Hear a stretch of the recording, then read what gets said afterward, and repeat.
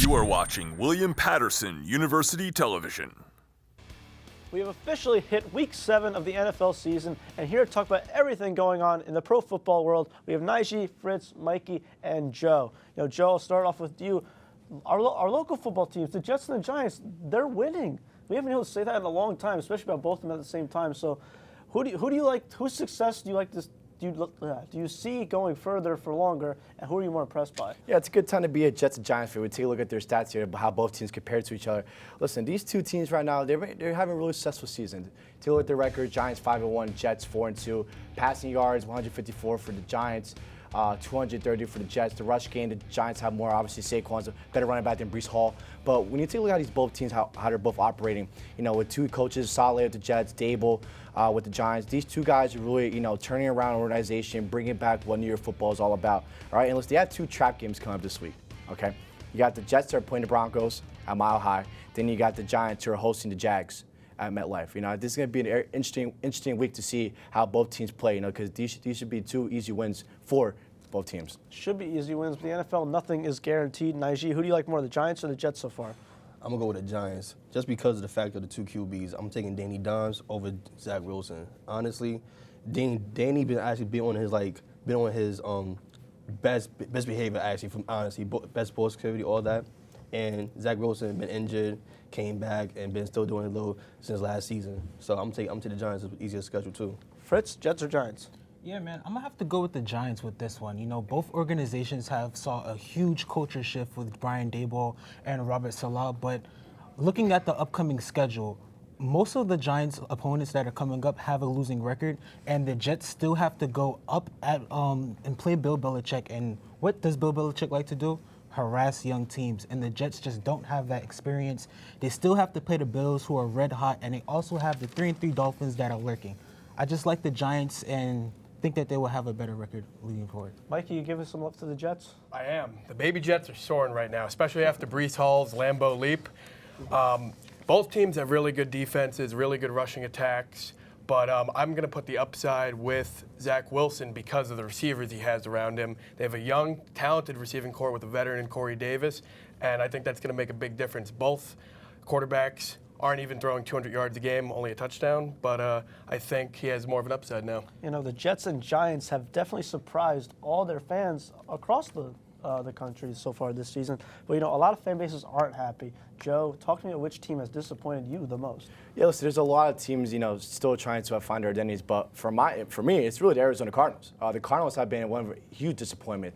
Kyler Murray, he's a quarterback. They gave him a huge extension this offseason. Coach Cliff Kingsbury, he's on the hot seat, guys. This guy, he's been with the Cardinals for a few years now. The defense is looming. They don't have D-Hop, but D-Hop just went off last night, actually. He had 10 receptions, 103 yards. He might be the savior for this team. Penalty rules are bad. They have 348 yards on the penalty side. The record is sitting at 3-4 right now, and they're in a very dangerous NFC West. Okay, they need to turn this team around. Coach Kingsbury needs to find a way and to keep this offense grooving after yesterday's win against the Saints. They're definitely going to need to keep that rolling. I think DeAndre Hopkins will help. Joe, Mikey, who's your team? I think the Raiders.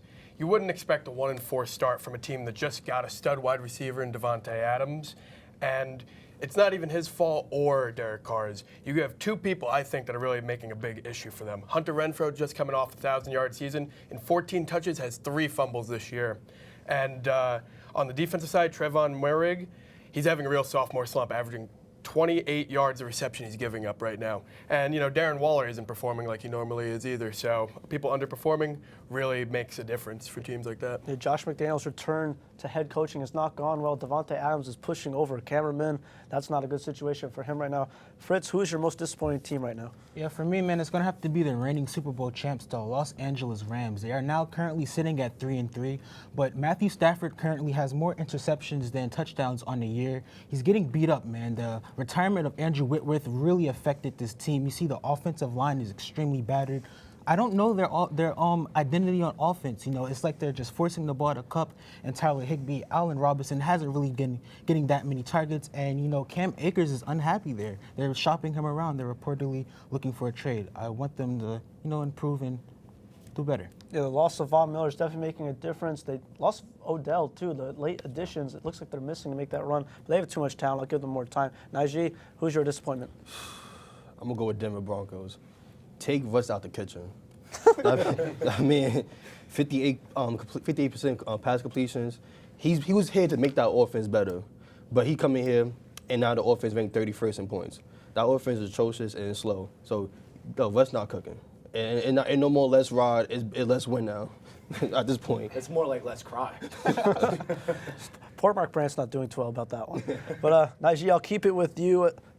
Something that is cooking. 49ers, they got a lot to be excited about. They just traded for Christian McCaffrey last night. This is a huge trade. Talk to me about it. Yeah, if you look at the trade real fast, Christian McCaffrey went to the 49ers for a second rounder, a third rounder, and a fourth rounder for 2023, and also a fifth rounder for 24. This trade is a major increase for the 49ers in the running back position. Now you got Debo, McCaffrey, and Curtis on the same team, on the same offense. That opens space for Jimmy G and that offense. Yeah, Joe, who do you think won this trade between McCaffrey and the Panthers and the 49ers? Well, listen, how about this, right? Despite the fact, injury looms for Christian McCaffrey, he is still a stud running back. He can run the ball. He's also a good receiver running back as well. You line him up with Debo and, George Kittle with an offense, with a QB and Jimmy G. Shanahan's offense is going to work very well, all right? Their offense just got even more deadlier for this 49ers offense and team in general. Mikey, do you think the 49ers overpaid? I don't think you overpay because you got to pay a premium to get premium talent. They now have 3 top 5 guys around Jimmy G at their positions, and I really think the biggest losers is Rams, really, because they really needed a guy like Christian McCaffrey. Cam Akers has been terrible, and they just need to they got to pay the money for it. I don't know if Les Snead has any more picks left for the Rams to get a guy like McCaffrey. Fritz, quick, what do you think of the trade? Yeah, man. I mean, when you look at potential, this trade looks very good for the 49ers, but you have to face it. The past 2 years, Christian McCaffrey has only suited up for 10 games, The 49ers are already dealing with a lot of injuries, They have a left tackle that's out. Nick Bosa is still out. So if they have him maintain health, this trade will look good. If not, they lose this trade badly. Definitely going to improve their chances in the NFC. Going to keep it to the best team in the NFC right now. The Philadelphia Eagles have got off to a red-hot 6-0 start. Nijee, a lot of players have played a key role. Talking about who's your key player on the Philadelphia Eagles. The key player is their newest player, A.J. Brown, the wide receiver. You look at his stats, he averaging 500 yards with 2 touchdowns. But the whole point is he's the number 1 receiver, and he's the main number 1 receiver for the team. And you see right now, only 2 touchdowns, but he averaging 15 catches per catches, 15 yards per catch. But he's number 1 receiver, and he's showing it. He improving Jalen Hurts' game and making him a better QB. And I'll take it over to Joe. Who is your key player on this one? Listen, I'm a big defensive guy. When you take a look at the secondary, one guy that really stands out is Darius Slay. Darius Slay, when his passer rate, when he's targeted, passer rate is 14.6, which is first in the NFL. He's got 14 solo tackles, 3 interceptions, 7 pass deflection. He has 9 breakups. He's ranked first in the NFL. 40% catch rate, ranked 6th in the NFL. He also has a plus 32.1 coverage rate. He's one of the reasons why the secondary is called the no-fly zone for his Eagles secondary. You saw him when they played the Vikings on primetime football, James Harden's attendance gave the ball to James Harden. He's just locked down everyone. Talk about Revis Island a lot in New York, kind of Slay Island over in Philly. Fritz, who is your key player for the Eagles? Yeah, for me, it's going to have to be Jalen Hurts, man. I mean, the improvisation of him from last year is very good. You see him, he's a lot more patient. He's able to look at his reads. He's not relying on his legs as he was last year. The addition of A.J. Brown, also having Quez Watkins, and he's just going to be really great this year. I really think that he's improved a lot. Definitely improved his MVP chances. Mikey, finish us off. Who's your key Eagle? I got to give it to a big guy up front, Lane Johnson. He's been amazing since they drafted him 4th overall in 2013. It's a little bit of a concern right now that he's injured because he's the stalwart of that offensive line.